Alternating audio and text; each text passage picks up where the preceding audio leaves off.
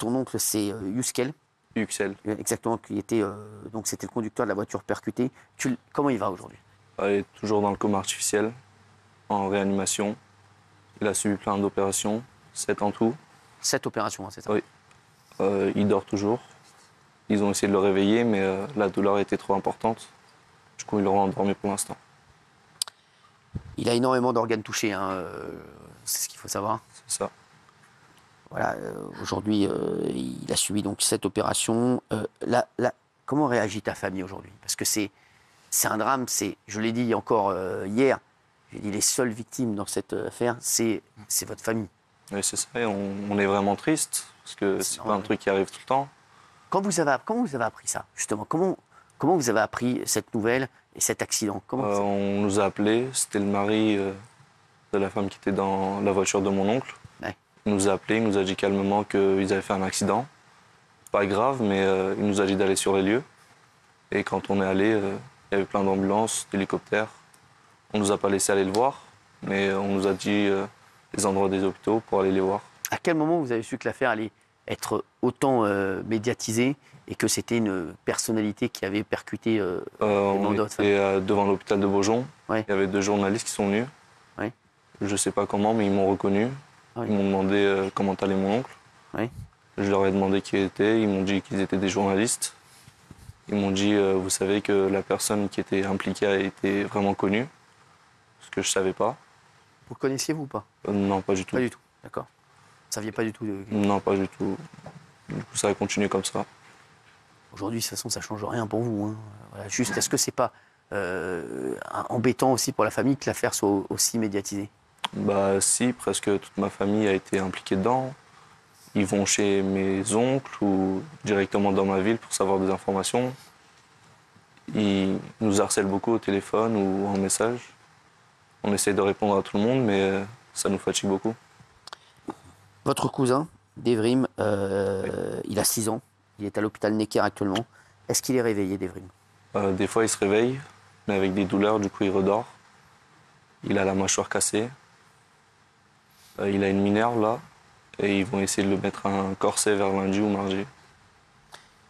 Je crois qu'on dit quand il a vu sa maman, oui, le soir même, sa mère est allée le voir, mais il n'était pas réveillé. Il y a 2 jours, ils l'ont réveillé, sa mère est allée le voir. Ça lui a changé un peu les idées, on va dire, parce que avant ça, il n'avait pas d'émotion. D'accord. Et quand il a vu sa mère, il a souri un peu. Aujourd'hui, le pronostic vital n'est engagé pour les deux. Voilà. Non, pour l'enfant, le Voilà, pronostic. et pour son oncle. Pareil. Apparemment, voilà, c'est ça. c'est juste Donc, que voilà, la douleur est tellement intense, il est fracturé de partout. Et visiblement, il n'y aura pas de séquelles cérébrales pour votre cousin, ce que j'ai compris. Non, pas du tout.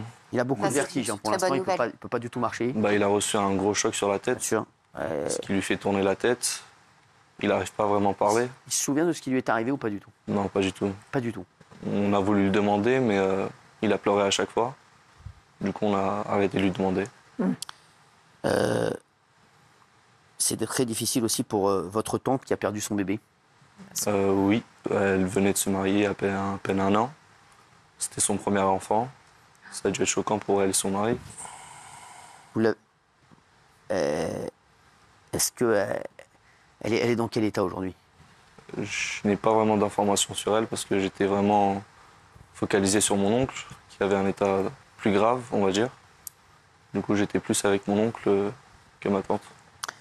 Alors, votre famille suit le volet judiciaire, bien sûr, de l'affaire. Oui. Vous attendez quoi? Une justice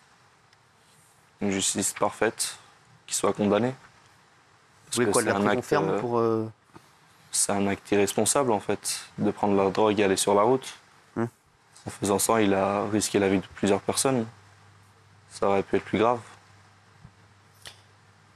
Aujourd'hui, vous avez vu qu'il n'a pas été mis en détention provisoire, et c'est la règle. Hein, c'est la loi qui dit ça. C'est vraiment, il n'y a pas eu de... Je vous dis, il n'y a pas eu de passe-droit. Vous avez réagi comment à cette... On était stupéfaits parce qu'il a fait un acte qui devait se passer autrement. Il devait être condamné rapidement, et très rapidement en fait. Mais avec un bracelet, je pense qu'il pourra faire autre chose. S'il est avec un bracelet, il a une limite de zone, il pourra reprendre la drogue, on ne sait jamais avec lui. parce qu'on parlait avec Georges Fenech il y a un instant, qui disait s'ils l'ont remis en liberté, c'est parce qu'ils pensent qu'il n'y aurait pas de récidive, c'est ça. Ils considèrent qu'il n'y a pas de récidive. Enfin, qu'il n'y aurait pas de récidive. Ça ne veut pas dire que ce n'est pas grave. Exactement, bien sûr. Non, mais ça ne veut pas dire que c'est la bonne décision. C'est la décision qui a été prise. Décision qui a été prise conformément au code de procédure. Voilà, et aux expertises, voilà, c'est ça. Vous voulez, le moment du jugement, il encourt une peine très sévère. Bien sûr. Quelle peine il encourt? Théoriquement, il encourt jusqu'à 10 ans.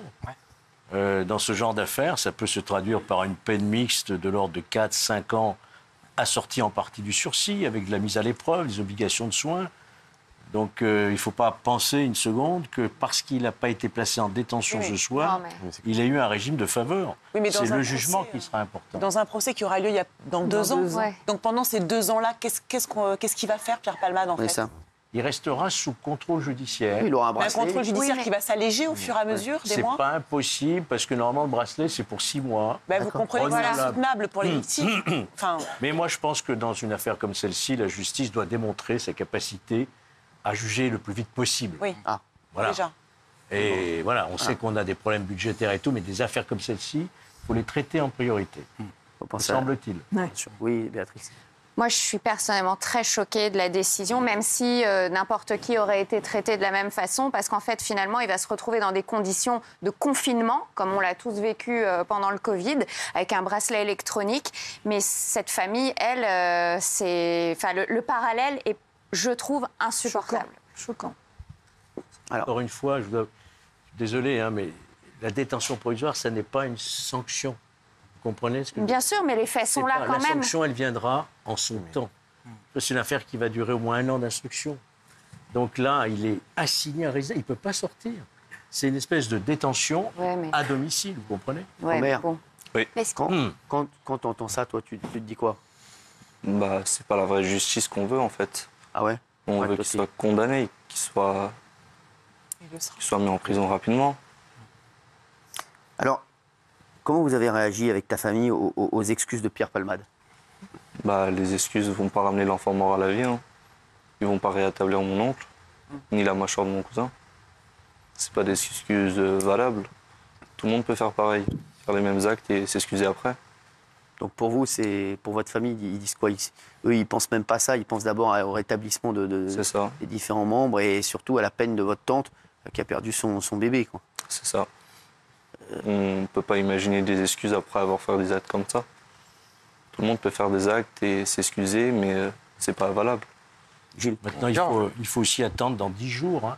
Oui, parce qu'il y aura l'appel. Le procureur qui avait requis la détention ne l'a pas obtenue. Et donc, il y aura un appel devant la chambre d'instruction, devant les juges de la cour d'appel, dans une dizaine de jours, et on ne sait pas. Ils peuvent avoir une appréciation différente. Oui, ce qui a étonné quand même, c'est que vous disiez il risque 7 à 10 ans. Mais avec la récidive légale, ça pourrait être doublé. C'est-à-dire qu'il pourrait rester je ne crois pas qu'il soit en récidive légale. C'est ce que dit le procureur. C'est le procureur qui a requis ça. Le juge d'instruction ne l'a pas retenu. Parce que la récidive, ça aurait été déjà un premier accident sous l'emprise. Oui. C'est pas le fait qu'il avait fait consommation. Il n'y a pas au sens légal du terme. Oui, alors, Georges a raison. Aujourd'hui, Omer, qu'est-ce que tu as envie de dire ce soir? Parce que je sais que tu es extrêmement ému. Qu'on est vraiment triste. C'est pas un acte qu'on devait recevoir, ni nous, ni personne d'autre. On est en colère aussi, parce que c'est un acte responsable. Déjà, quand on monte dans la voiture, on prend toute la responsabilité de ce qu'on fait. Bien sûr. Il a vraiment été responsable. Et on est triste. On espère que mon oncle et mon cousin se rétabliront rapidement, comme ma tante. Ils ont peut-être des problèmes psychologiques maintenant. Elle a perdu son enfant. Elle doit être détruite. Elle a perdu son enfant, comme la femme de mon oncle, qui a toujours pas vu son mari. Ça a dû être choquant pour tout le monde.